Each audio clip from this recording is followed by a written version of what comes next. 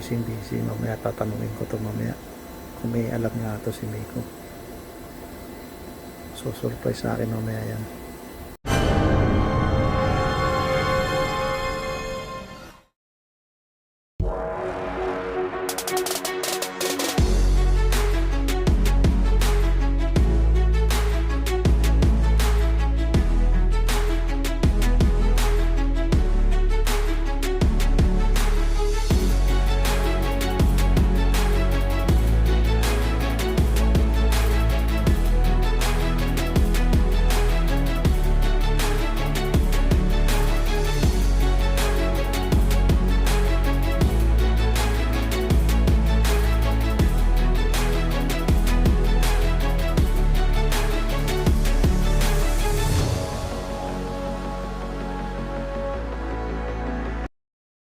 Oh my God.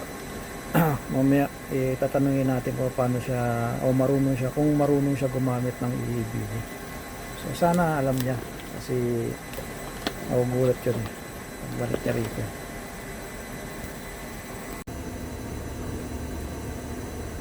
So, magandang gabi. Ito ngayon na si Miko ang susubukan mo kung ano yung alam ni Miko. Siyempre kailangan ng mga ano dito, mga healthman dito kahit pa paano alam pag-operate. Wow! Yung EBD namin 50 consumption 422 nag-inspection ako ng EBD nito. Alam mo ba paano paggamit nito? May konting nalalaman po sir. Ha? May konting nalalaman. Konting nalalaman.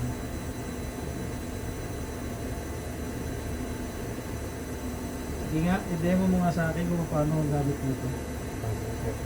Yung konting nalalaman. EEBD. Emergency skill. Sige. I-video kita para na makita natin kung talagang totoong may alam ka. Follow the Di, ilan instruction first muna. Ilan taong ka ba nagbabangko? Kulang 10 na sir. Wala 10, di ba? Halos sa 11 years nga yung huling na nakita. Yes sir. Ngayon encounter mo ba yan kung paano ang pagsuot mo? Naturo na ba? Natuturo naman sir. Refresh lang tayo sir. Sige, titingnan natin kung ano mo kung talagang ano yung kakayahan mo. Baka namang kwento-kwento lang. Sige nga, suot mo nga yan. Sige sir. Unang-una sir gagawin natin is follow the instruction first. And then, isuot natin ng ganito. Okay. And then, pull natin to. Okay. Okay. Etong mask, isusuot natin to. Okay. So yan, may positive pressure na yan Na pag ganito. Yan. Alam na alam Nadali mo ako dun Kala ko hindi mo alam eh. Nakalapat na sir. Okay. Kaya pag ganito ay 15 minutes. 15 minutes depende sa Nakabukas ng pressure. Okay. And then, Good, well done. Tanggalin mo na. Na-surprise ako sa iyo Akala ko hindi mo alam eh.